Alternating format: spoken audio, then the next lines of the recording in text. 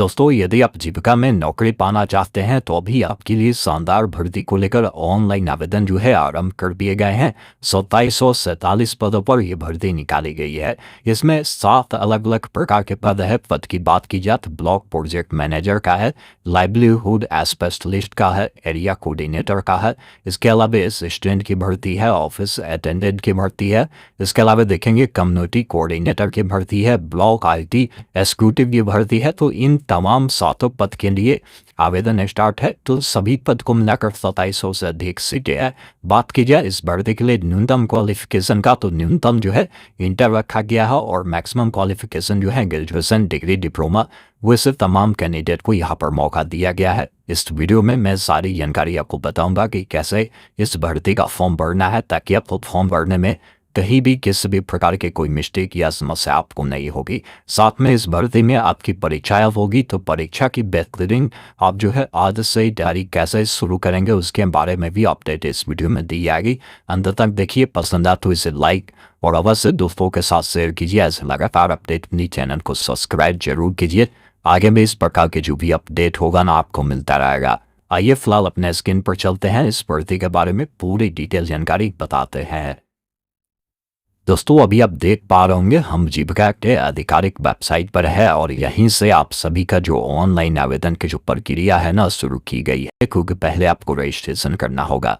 जहां पर आपके सामने ये गाइडलाइन आएगा, पहले इसको क्लोज कर यहाँ से आई एग्री वाले विकल्प पर क्लिक करेंगे। अब ध्यान रखना है फॉर्म भरना कैसे है। जैसे यहाँ पर देखिए बोला गया है कि कैंडिडेट का जो है जो भी फर्स्ट नेम है लिखे, लास्ट नेम जो मिडिल नेम जो है इसमें और लास्ट नेम जो है इसमें लिखे। जैसे मान लीजिए किसी का नाम 3 अक्षर का है, जैसे राम कुमार शर्मा हुआ तो Ram first name, middle name Kumar, Sharma last name होगा। लेकिन किसी का नाम राम कुमार है तो फर्स्ट उनका राम और लास्ट नेम कुमार हो जाएगा, ये ध्यान रखेंगे।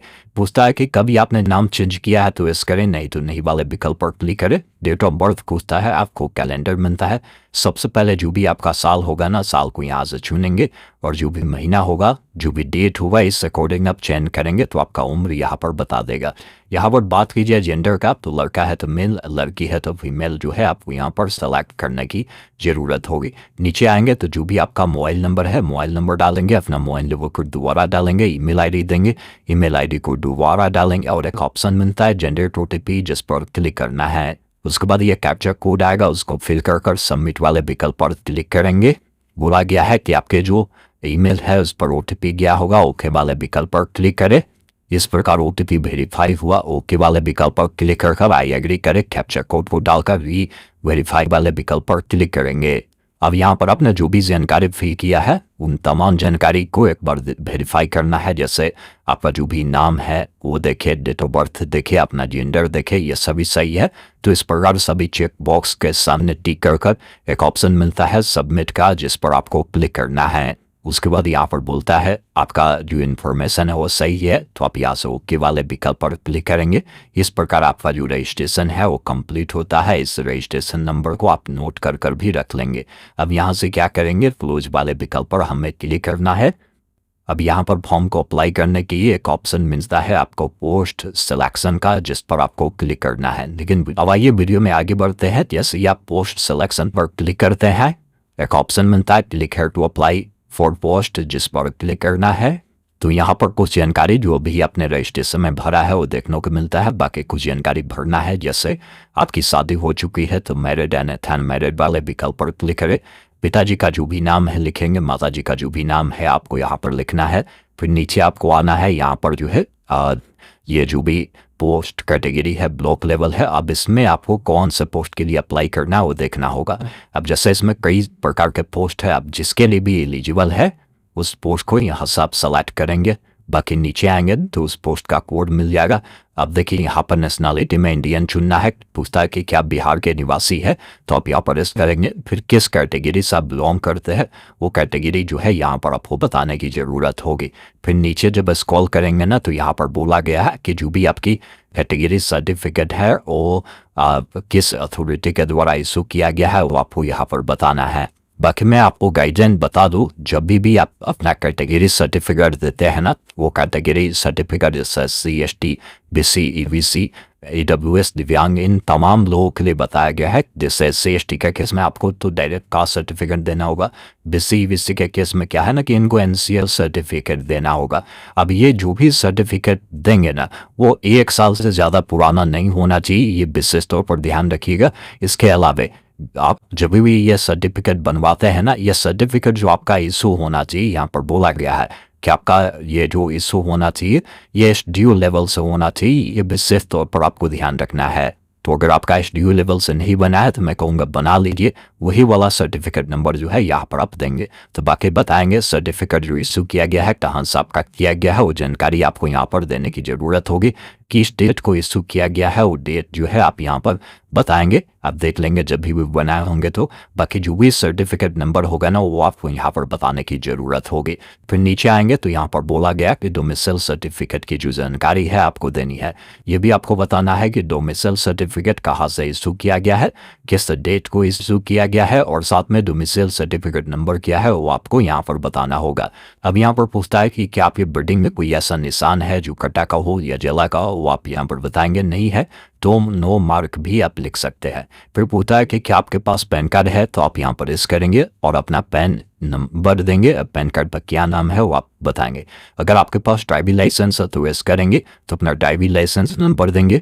बाकी उस पर क्या नाम है, कहाँ से इशू किया गया, कब इशू किया गया है, उसकी वैलिडिटी कब तक है, किस टाइप का आपका ड्राइविंग लाइसेंस है वो बताएंगे। अगर नहीं है तो आप नो कर सकते हैं। वोटर ID कार्ड है तो आप बता सकते हैं, नहीं तो नहीं वाले विकल्प पर क्लिक करें। पासपोर्ट है तो आप दीजिए, नहीं तो नो कर आप आगे भी बढ़ सकते हैं। इस चेकबॉक्स पर टिक कर सेव नेक्स्ट पर क्लिक करना है। इस प्रकार ये डिटेल जो है यहाँ पर सेव हुआ। अब एडिशनल इन्फॉर्मेशन में आते हैं जिसमें पूछता है कि अगर आप 40% या उससे अधिक दिव्यांगता है तो इस करें, नहीं तो नहीं वाले विकल्प पर आपको जो है क्लिक करने की ज़रूरत होगी। फिर नीचे आएंगे, बोलता है अगर आप फ्रीडम फाइटर के पोता पोती है तो आप यहाँ पर एस में उसकी जानकारी जो है आपको देनी होगी। फिर नीचे आपको आना है, पूछता है कि एक सर्विसमैन है तो उसके बारे में आप जानकारी दे सकते हैं। फिर करेंटली में अगर जो है आप एम्प्लॉय है जो कि जीविका में है तो आप बता सकते हैं, नहीं तो नो वाले विकल्प पर क्लिक करेंगे।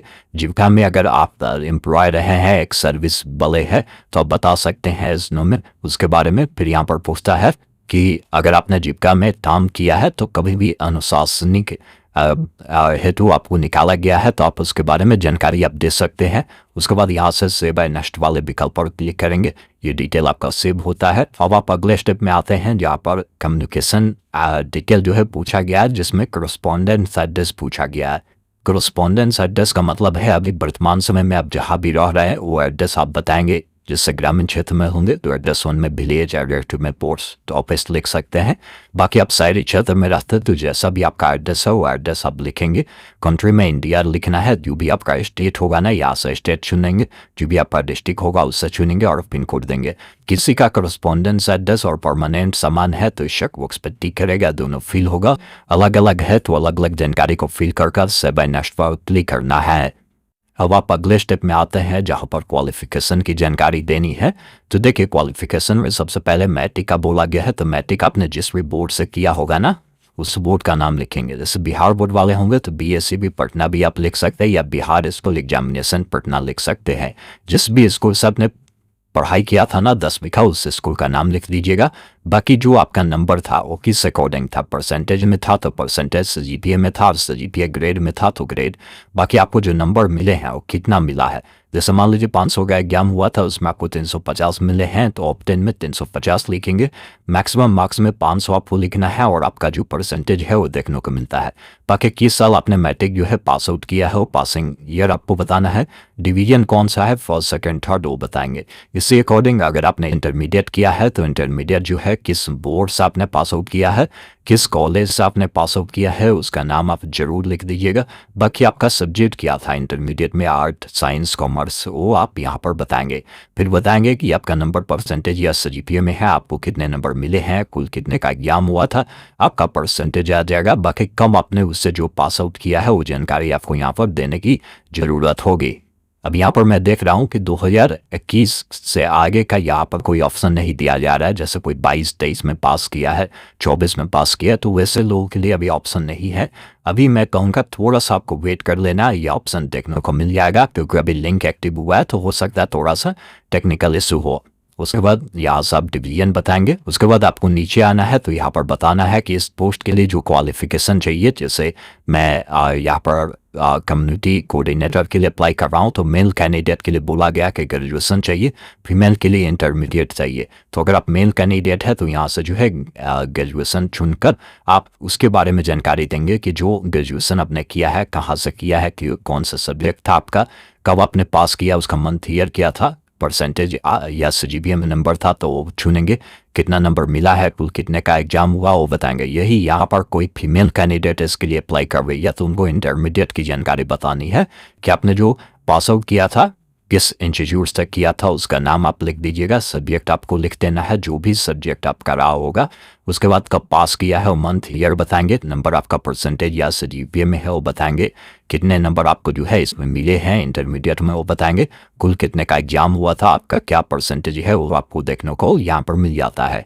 फिर अगर आपके पास अदर कोई क्वालिफिकेशन है तो आप यहाँ से अदर को चुनकर आप बता सकते हैं कि कौन सा क्वालिफिकेशन है, जैसे ग्रेजुएशन है तो उसके बारे में आप जानकारी दे सकते हैं।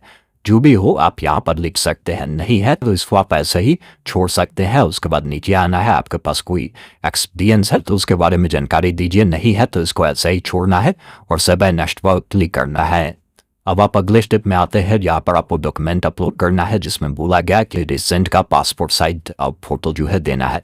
तब यहाँ पर क्लिक है तो अपलोड पे क्लिक करेंगे तो गाइडलाइन आता है जिसमें आपको बोला गया है कि फ़ोटो जो भी होगा ना वो बिल्कुल हाल का होना चाहिए और कोशिश करना है कि फ़ोटो का जो बैकग्राउंड हो वो वाइट बैकग्राउंड हो। उसका साइज जो रखें मिनिमम 50 के भी, मैक्सिमम 80 के भी आप रखें, JPG फॉर्मेट में रखें।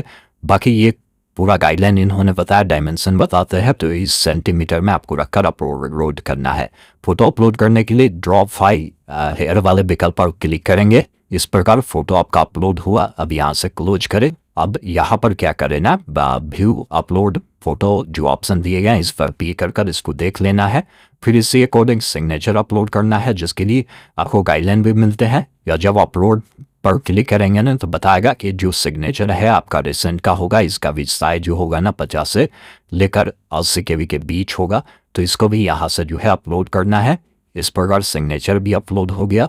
अब यहाँ पर देखेंगे ना 10th का जो भी आपका सर्टिफिकेट है उसको अपलोड करना है, जिसके लिए इस पर जब क्लिक करेंगे तो ये जो होगा JPG PDF फॉर्मेट में आप 100 के भी कम से कम रखेंगे और 300 के भी इसका मैक्सिमम साइज जाएगा। आप इस पर क्लिक कर इस प्रकार ये भी आपका अपलोड हो गया। अब यहाँ से इसको क्लोज करें। इसी अनुसार 10th का मार्कशीट यहाँ पर दे, 12th का सर्टिफिकेट यहाँ पर अपलोड करें, 12th का मार्कशीट यहाँ पर देना है। कोई एडिशनल क्वालिफिकेशन अगर आपने दिया है तो उसका आपके पास जो भी सर्टिफिकेट है उसको देंगे। आपका जो भी डोमिसाइल सर्टिफिकेट है उसको अपलोड करना है।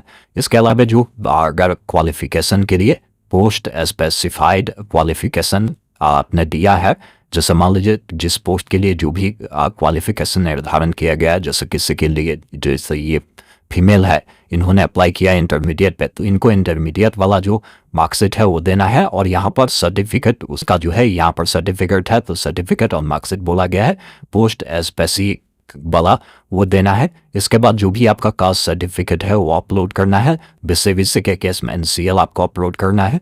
बाकी नीचे आएंगे तो जो भी डॉक्यूमेंट आपने चुना है जैसे pan card, voter ID card, password, वो भी आपको यहाँ पर अपलोड करनी होगी।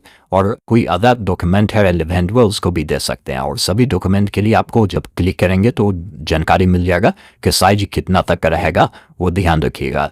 उसके बाद आपको नीचे आना है। सभी डॉक्यूमेंट को अपलोड कर व्यू करने के बाद जो पेमेंट है और देखने को मिलेगा। पेमेंट आप ऑनलाइन चुनेंगे। अब यहाँ पर क्या करना है ना कि आपको डिक्लेयर करना है, मतलब सभी चेकबॉक्स पर टिक कर ये जो कैप्चा कोड आपको मिल रहा है ना उससे यहाँ पर आपको फिल करने की ज़रूरत होगी। अब जैसे कैप्चा कोड आप फिल कर देते हैं उसके बाद एक ऑप्शन देखिए मिलता है प्रीव्यू का, जिस पर आपको क्लिक करना है। अब इसमें देखना है आपने जो जानकारी दिया वो सही है या नहीं है। कहीं भी कुछ गलती है तो अभी आप जो है यहाँ से इसको क्लोज कर अभी बैक होकर उसको सुधारे। जानकारी सही है तो सबमिट वाले विकल्प पर आपको क्लिक करना है। जैसे ही सबमिट करेंगे पेमेंट करने का काफ़ी सारे माध्यम है, जैसे net banking, debit card, credit card, UPI, जो भी माध्यम आपको सही लगे उसको आपको सिलेक्ट करना है। जैसे मैंने UPI चुना तो आप UPI ID सेट करना चाहते हैं या QR कोड से, तो QR कोड को सिलेक्ट कर प्रोसीड नाउ पर आपको क्लिक करना है। ये QR कोड आएगा, इसको किसी भी UPI ऐप से स्कैन कर पेमेंट करेंगे और इसका जो भी प्रिंट आउट है ना उसको निकाल कर अपने पास सुरक्षित रख लेना है।